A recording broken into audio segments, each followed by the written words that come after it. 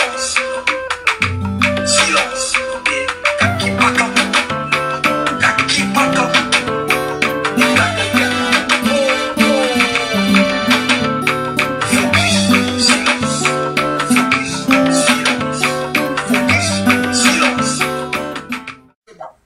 Au moment où, dernière rencontre dans la président Tshisekedi, le chef de l'État fait ça qui ombre.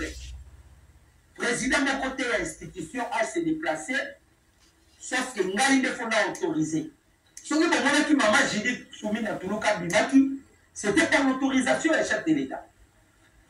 Ce qui est qui Moussou Soubazo Bima, c'était par l'autorisation du chef de l'État.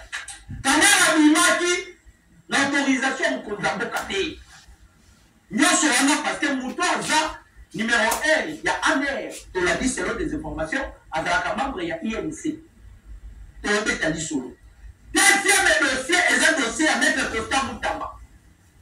Rebondissement. Maneko. Surtout le Kambouya dossier à Moutamba, bombe atomique.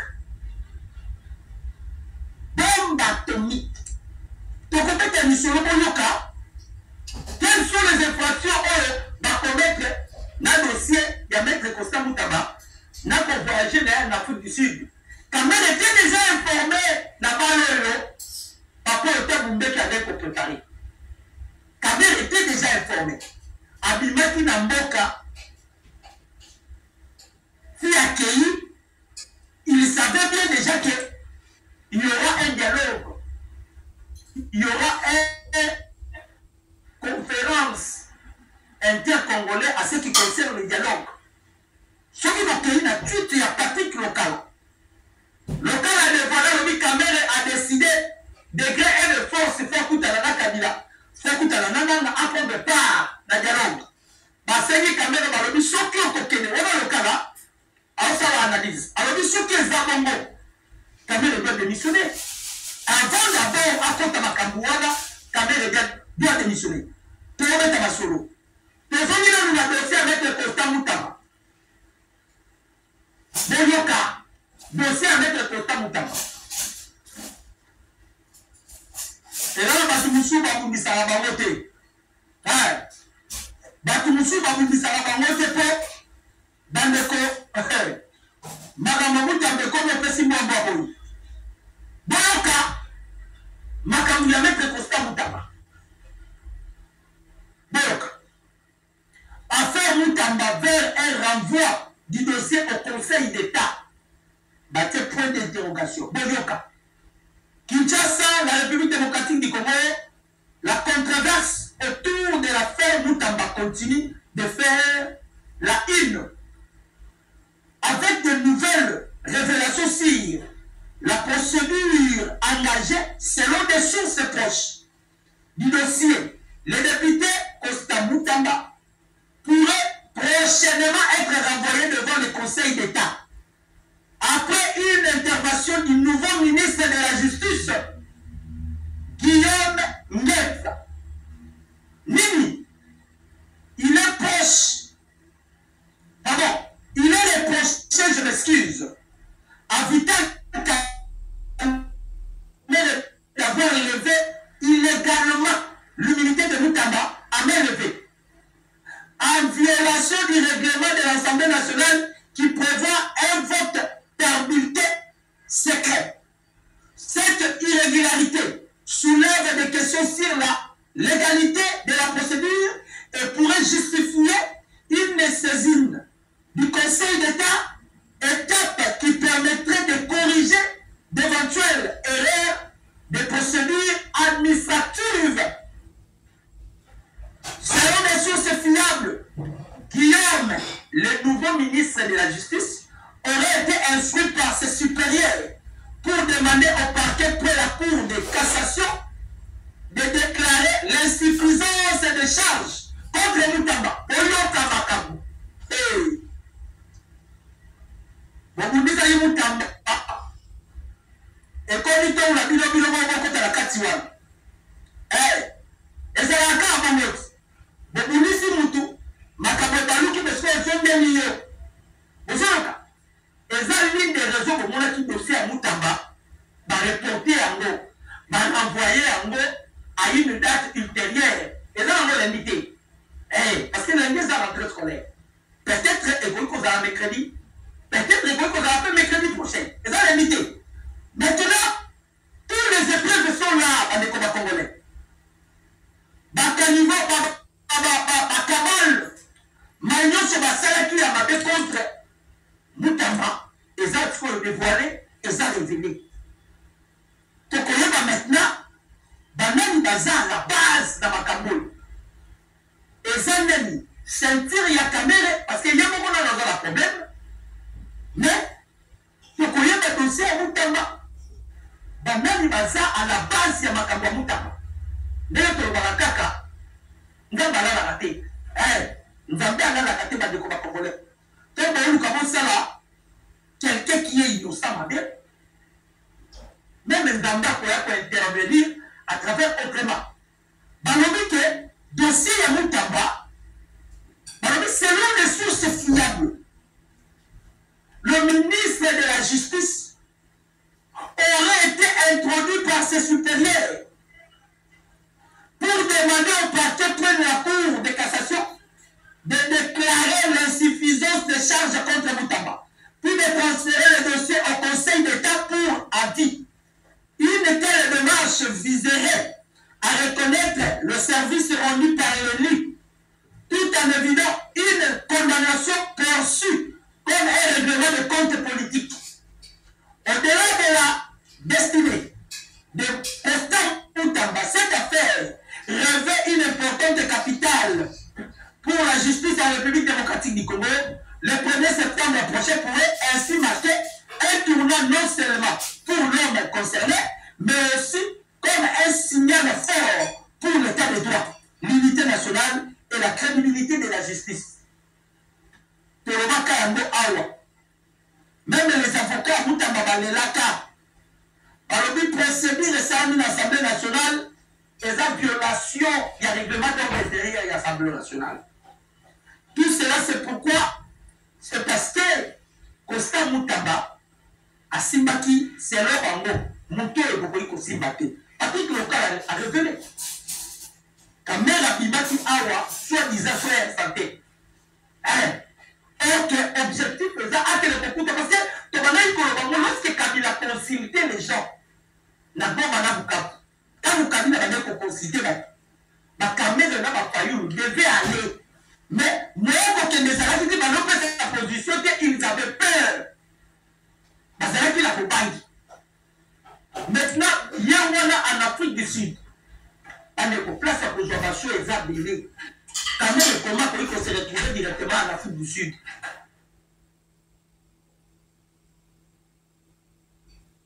Pourquoi on peut parler qu'il y a une coïncidence? Non, Caméra, il était.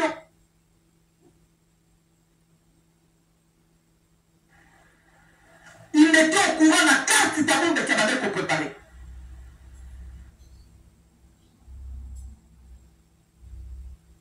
Pour la caméra, la carte d'abord de Kabadé pour préparer. Dans le Ezra pour la caméra.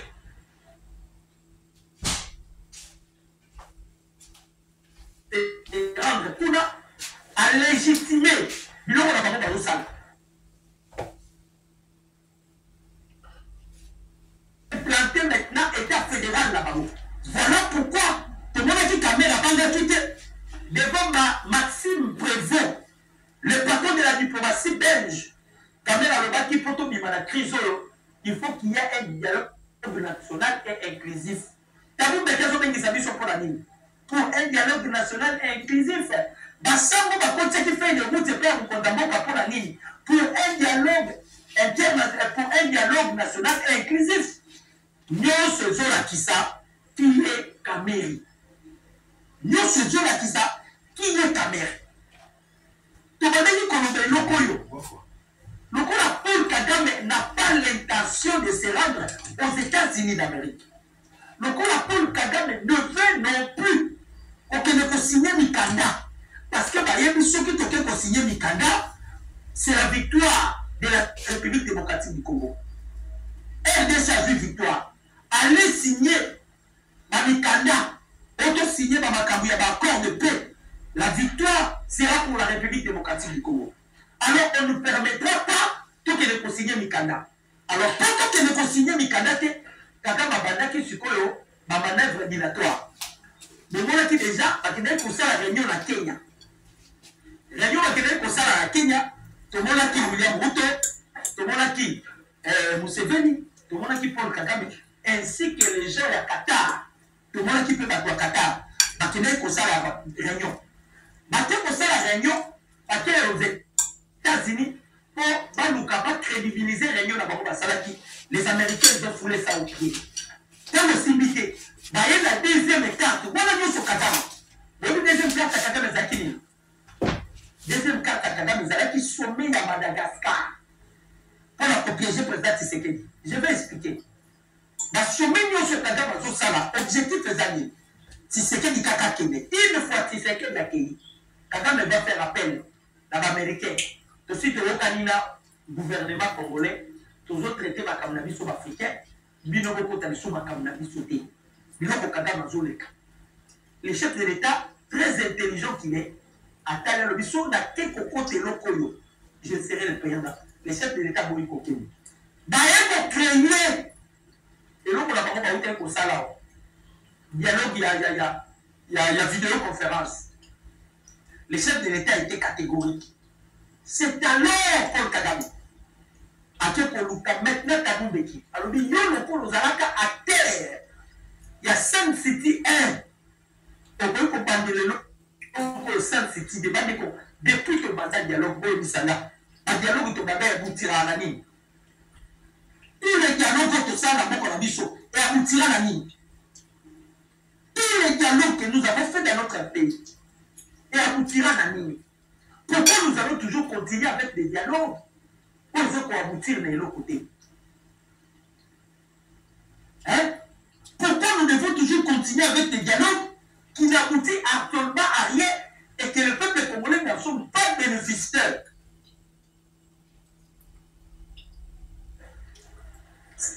Parce que vous avez Taboubeki, quand vous avez Taboubeki, si Taboubeki va les avoir. Ils ont créé dialogue intercongolais. Le dialogue intercongolais, ils ont créé ça d'invitation. Quand même, si la signale qui est dans les combats congolais, si vous allez se souvenir, lorsque on a voulu commettre un coup d'État, l'université Christian Chiwewe a révélé qui. Alors, dans la ligne, quand même, Azalaki au courant la date, la jour. Alors, quand même, ceux qui avaient déjà au courant la date, la jour, abîmera toujours en avance pour la Koboma Indice. Moment où ils ont préparé pour le dialogue, voilà, quand même, ce qu'on pour la Koboma Indice, il y a venu déjà en avance. Pourquoi le service intelligent de Tabiso, ANER, DEMIA, pour permettre que la caméra abîma Boye, il va quitter, la caméra trompé, il va quitter, caméra, il a quitté déjà Taboubeki à côté de l'invitation. Il a précipité à accueillir en avance.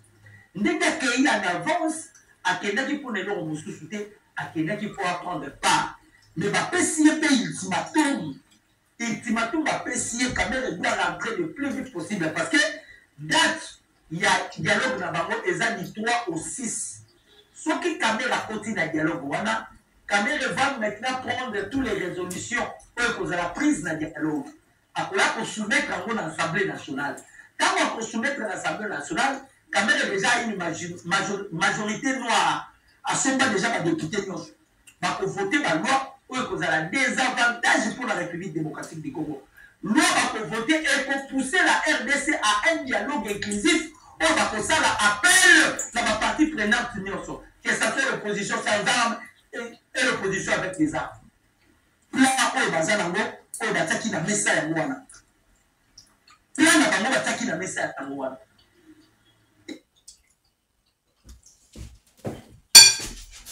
C'est dans la rareté et dans l'ombre que l'exceptionnel prend. Heureusement, il y a des bâtis à la France. Pourquoi Louboyaka Chamayaki.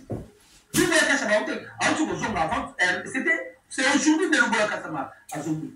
Louboyaka Chamayaki a eu ma preuve. Dans ma preuve, Louboyaka Chamayaki, le nom de Camero, le nom de Kamere a été encore une fois de plus cité. Dans le dossier Nyonso Oyo, c'est toujours Kamere. C'est toujours Kamere. C'est toujours Kamere. Pourquoi jusqu'à présent, Assemblée nationale Oyo? Imaginez Assemblée nationale Mobimba va se comploter contre nous, Tababako Isaïe. Dieu merci, Makamotalu qui m'avait, le loi, ministre de la Justice, à saisir déjà juge la cour et après la cassation. Bazon qui s'est marqué la conseil d'État. Aujourd'hui, on a battu. Tu connais Koloba. Toujours le combien de fois. Assemblée nationale, basée na initiative de mon côté. Basée la loi qui on va voter au profit du peuple congolais. Maintenant, on va faire quoi avec l'Assemblée nationale? On les a protégés Kamere. On les a protégés par des crises. Assemblée nationale, on les a pour dévoiler ma communauté. Jusqu'à présent, vous avez désavoué Kamere. Vous désavouez, mais vous êtes la Kamere qui se retrouve en Afrique du Sud. L'endroit par lequel va se tenir un dialogue contre la République démocratique du Congo. Et parmi les invités Kabilazawan, peut-être le corps a déjà dit Kamere a fait préparer quelque chose à Joseph Kabila. Ce qui peut déjà la Koutani, tu vois bien, parce que c'est en Afrique du Sud. Ce qui peut la Koutani, tu vois bien, bon.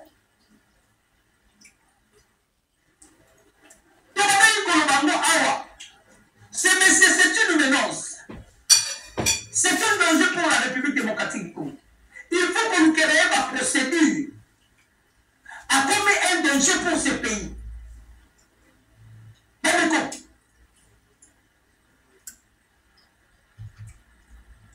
Botala makambo oyo nano. Botala makambo oyo. Bandeko bakongolais. Kagame a continué réunion. N'a pas officier là. Kagame a continué réunion n'a pas officier là. Kagame a fait sa baron moral à Bissi Bango. Vous devez économiser Massassi. Vous savez l'effort de économiser Massassi. Bombe économie $5,000. Cette fois-ci, vous mettez Massassi dans le bêta bétaté. Ceux qui vont mettre Massassi. Vous mettez Massassi, vous ciblez bateau pour mettre Massassi. Et vous dites à mon officier, vous avez la vision à nous. Hein? Vous avez la vision à nous. Et vous avez que Kagame a bloqué. Si vous avez bateau, vous avez fait ça Kagame ma béquille. Et ça la caméra pour tout ça là-bas. Caméra, je bunda à son. Caméra a décidé maintenant d'affronter le peuple congolais. Il devient maintenant l'adversaire ou l'ennemi du président Tshisekedi. Kamere qui décide d'aller voir Joseph Kabila. Ce qui kaka Kamere koti na dialogue wana. Bande kolazo et Sabino c'est pour fragiliser l'institution monnaie na biso sur l'Assemblée nationale. Patrick Mouya ya sali point de presse. Alors invitation à Tamou de qui le gouvernement congolais lobby. Aucune délégation ne se rendra en Afrique du Sud. Même le président de l'Assemblée nationale. Mais nous, nous avons fait un discours au moment que Kamere est déjà en Afrique du Sud. Toi, tu dis que même le président de l'Assemblée nationale a coupé le Makamouanate. Mais pendant que tu fais le discours, Kamere est déjà en Afrique du Sud, soi-disant santé. Pourquoi toujours ces caméras qui se déplacent? Pourquoi toujours ces caméras qui se déplacent? Après, ici, là, le moto, on va d'abord. Et on va parce que la qui les sous, le fait à Mouta. Faut mettre dans le Conseil d'État. Faut mettre dans le Conseil d'État. Madame, comme il faut.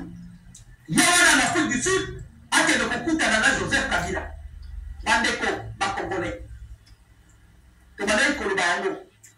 Il y a certaines choses, il faut enseigner les combats. Pour que nous avons tout na souka, on va moquer l'immobilier et l'identité d'ailleurs.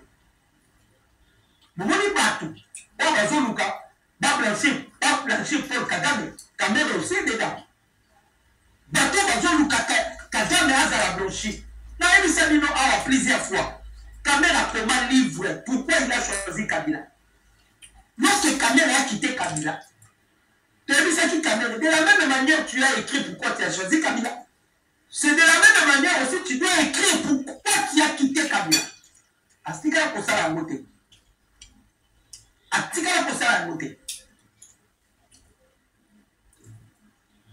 Le cas a plein la fameuse Zake. Ceux qui ont tenu sur la terre d'Afrique du Sud. Kagame va maintenant appeler la communauté internationale. Les États-Unis. Vous avez vu que l'État sur la terre, ils ont le même date où le chef de l'État doit se prendre et doit se rendre aux États-Unis. Nous condamnons qu'avec cette démocratie, nous condamnons qu'à Cameroun va continuer à gérer. Il faut qu'il y ait la dictature. Il faut à tout prix qu'il y ait la dictature. Parce que sur une dictature, les hommes aventurent et posent à la tête. Mais ceux qui ont toujours démocratie, vous avez vu Kabere. Vous avez vu Kabere. Parce que quoi? C'est la démocratie. Pas de quoi? Ah, Kabere, on va dire Makamouno, c'est ça la Magalibanda. Makamou, c'est la Makalawanda. Makamou, c'est la Makawati. Makamou, c'est la Makawati. Kabere, c'est au courant de tout. Même le plan à Moutamba. Ça, c'est une infraction. Président de l'Assemblée nationale de Zoroba, nous allons pousser ce petit à démissionner. Mais il se voit là, le cas, Kakaboye. N'est-ce le cas Kakaboye. Et le mot à Tambouana, Taboumbe à la Mouki, à Gassala, dialogue inter-congolais. Vous remarquez nous comment congolais. Peut-être que nous allons tenir compte de nos points. Vous allez remarquer que Nabato a bien ici, à tirer le problème de sa bateau, bateau M23T. Bertrand ici, moi, a bien été, Sultan Makenga a bien été, Willingo a bien été. Bateau a bien beaucoup plus d'un Congolais. A bien Nanga, a bien Joseph Kabila, a bien Moïse Katumbi, a bien Église catholique, a bien SCC, a bien Kamere. Avec qui n'a pas membre du gouvernement, le gouvernement congolais va rejeter en bloc invitation à Tabou Beki. Mais tout ce qu'on a la profondeur. Oui, pourquoi Bengi, M23T, avec qui va congolais, parce qu'on a acquis ça dans mon Kili. Parce que politique est un rapport de force. Ce n'est pas dit parce que nous sommes prêts de faire les deals avec les États-Unis pour minimiser le Koussous. Pour écouter le lobby cher. D'où les amis. Ce qui est là qu'on a les Simbi, et là qu'on va préparer Simbi, et qu'on Simba Nengeni, une fois, la caméra est accueillie. Nani, Paul Kagame, le la Zoubo, il y a déjà pour se rendre aux États-Unis. Il va directement appeler les Américains. Abi, na yebi saka bino déjà que problème est à la Canada, problème est à la Congolais, Baboko. Dans mon atteint d'accueil en Afrique du Sud, Kosolola. Babengi Singaï. Babengi signaté. Dans mon atteint d'accueil, Congolais. Est-ce que le monument vraiment M23 Kokelekuna a été pour vous dire que ce qui se passe à l'est de la République démocratique du Congo, c'est un problème congolais. Et la guerre ethnique, et la guerre Rwanda pour Zarabango. Donc, il n'y a pas aussi moyen, Ngaï Kagame, n'a aux États-Unis. Parce que pour nous, on a été ma Congolais, si vu, mon canon, il y a Koyokana, il y a Kosolola entre Bango. Parce que l'on est déjà entre Bango, vu déjà, mon canon, Bongisi, traité, Bango. Bonjour, on a calculé, il y a Kagame. Parce que Kagame a dit que les États-Unis, les sénateurs n'ont aussi pas réussi. On savait qu'il déjà néo-télé signé dans Washington. Maintenant, il y a mis dans le Oyo. Comme les Caponiata, les États-Unis, il faut que signer Makambouana au Romi Carrière de Nayo. Donc, Kagame, ils ne veulent pas que les Kuna. Nabukala Magodie maintenant, les locaux de Kabumbe qui a Zosala. Les locaux de Kabumbe qui a Zosala. Donc, Kamel restera maintenant fort. Atika le locaux la fort. Aza po ya Kigali, na po ya République démocratique du Congo. Yango Mwande Komona, depuis qu'à la caméra va parler de Karassir, Makambo. Makamani, il faut que dialogue. Et c'est là, dialogue est congolais, il faut que dialogue. Et c'est là, dialogue est congolais, il faut que dialogue. Et c'est là, dialogue est congolais. Avant moi depuis Kala, Makambo dialogue. L'émotion est là qui, il faut que les chefs de l'État a négocié la barrière du béton. Vous voyez bien. Là, les Alaki, pour ça, quand même, les chefs de l'État doivent négocier avec les M23, des gains et de force. Alobi, lorsque tu menaces les locaux, alors les locaux, abandonner le dialogue inclusif, on va faire le babelela, on va te mêler babelela. Voilà un peu la situation où tu as la minute. Il y a comme on a, la caméra va comme jouer par double G. Tu le vas et locaux, mboula na mboula. Tu le vas et locaux, mboula na mboula. Que mutuana za mutute. Mutuana za mutute. Tu vas d'accord le locaux, mboula na mboula. Maintenant, la vérité est là. La vérité est là qui sont avec le peuple congolais et qui sont avec le... Pourquoi Kamel a pris qu'on a la problème pour toute une nation comme la République démocratique du Congo? Et le problème jusqu'à présent, que nous avons une solution technique. Pour destituer Kamel, les députés ont commis dans la poche à Kamel. A gagné déjà la députée. Les députés sont déjà à la poche naïe. Il est devenu maintenant une menace pour ce pays.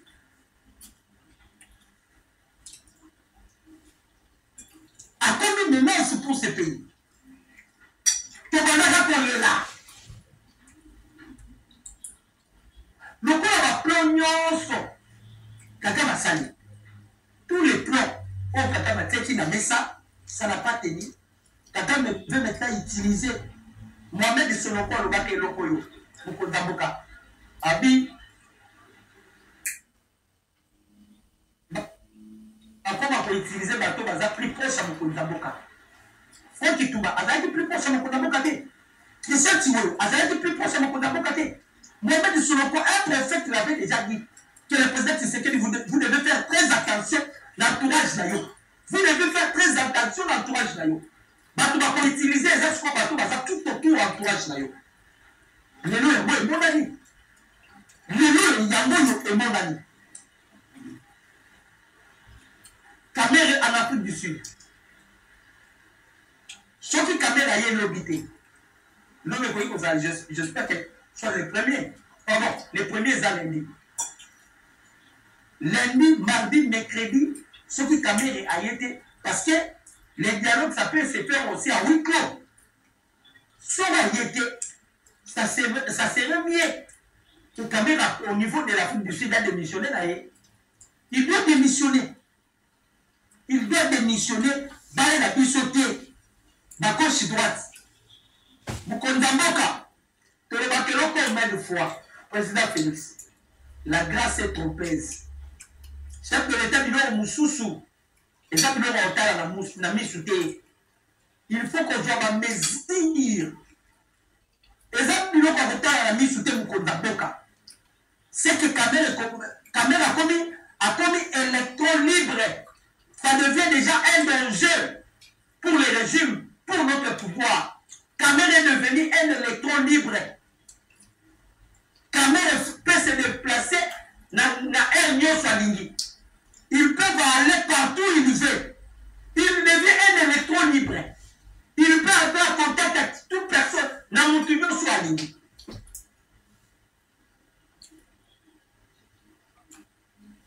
Il devient un électron libre. Ça devient un danger pour notre pouvoir. Ça devient un danger, peuple congolais. Ça devient un danger. Vous voyez si vous avez un discours, on a un peu ça là. Et bien, on va dire que discours, on va dire,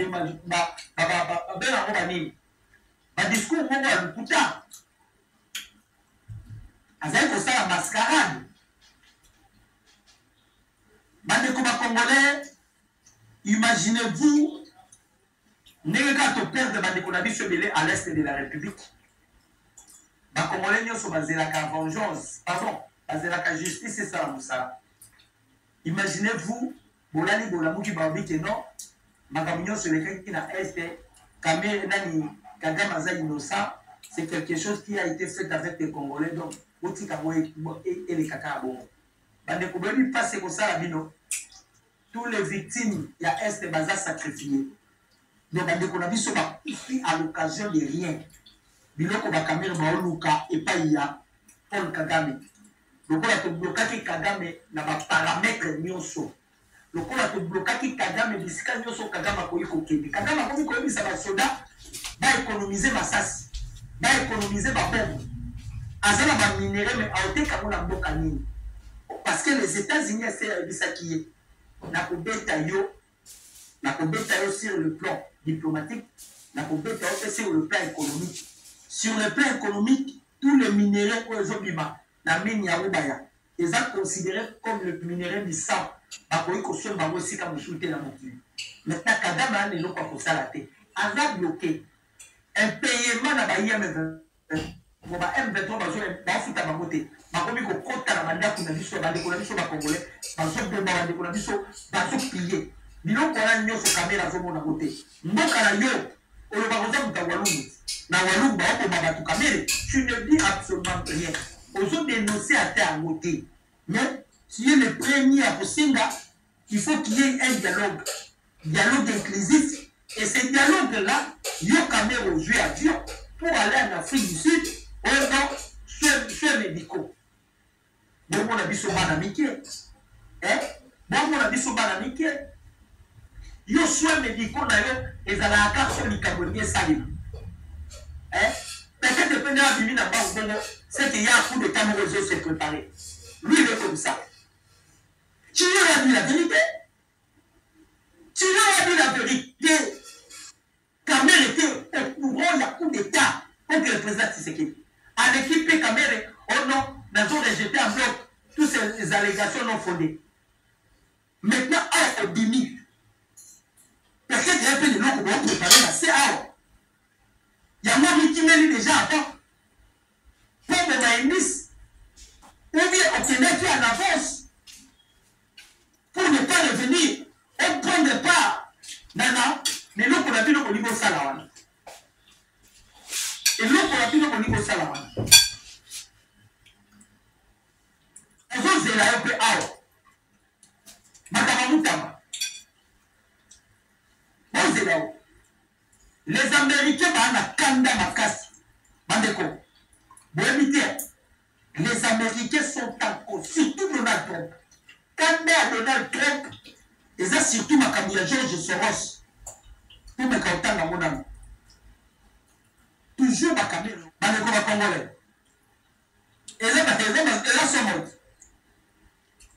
Les polices d'initiative de Thabo Mbeki pour un dialogue intercongolais. La fondation de l'ancien président de l'Afrique du Sud a invité l'ensemble des partis intéressés par la crise politique congolaise à dialoguer lors d'une conférence sur la paix et la sécurité du 3 au 6 septembre. Beaucoup d'invitations ont été envoyées, mais seront-elles toutes honorées?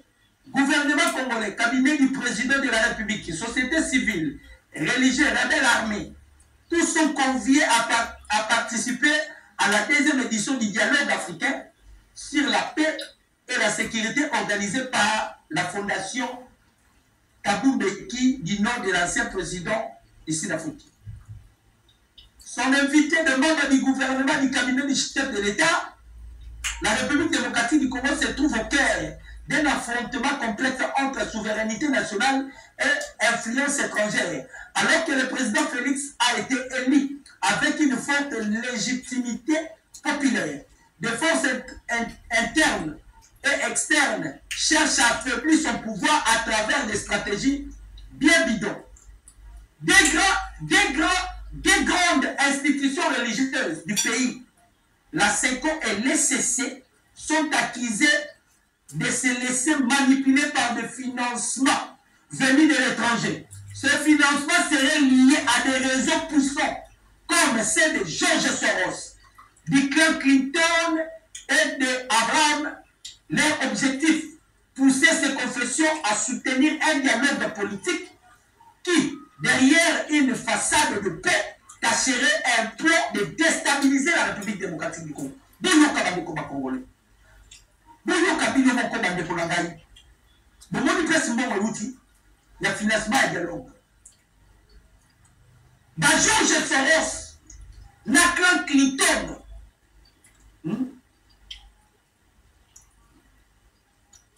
Ba George Soros na clan Clinton. Batu batie mbongo. Mbongo batie objectif présent pour déstabiliser la République démocratique du Congo. Balobana mabino bamumpe bazui bambongo balobi bazui na mafia puissant. Soros n'est pas n'importe qui. Quand le président des États-Unis d'Amérique parle de George Soros, ça parmi Batoyo qui pouvoir il y a Donald Trump et c'est George Soros, Mo Ibrahim, Dan Kekler, Clécor, Monsieur Moré, Baza Batoyo, Batiaki Moulungue, la pouvoir il y a Donald Trump. Batiaki Moulungue, maintenant Batouana de Batelemi. Batelemi pas maté, Batelemi pour la nini. Mais mon idée, le président Félix a aussi avec les États-Unis. Et pour empêcher la mafia. Et pour bloquer plusieurs réseaux de mafia. On va vivre à la mafia. Et ils sont là, ils peuvent vous acheter des armes. Après, si vous avez vous salir rébellion, vous avez la banque à minerer, et ils s'enrichissent. Et puis, vous avez la pauvre. Vous avez pour bénéficier de la miette. Donc, on va comprendre que le président Tshisekedi a pour bloquer la mafia là-bas. A bloqué le système, il y a réseau là-bas. Comment on utilise partout. Donc, Cameroun a besoin un danger pour notre pays. Cameroun.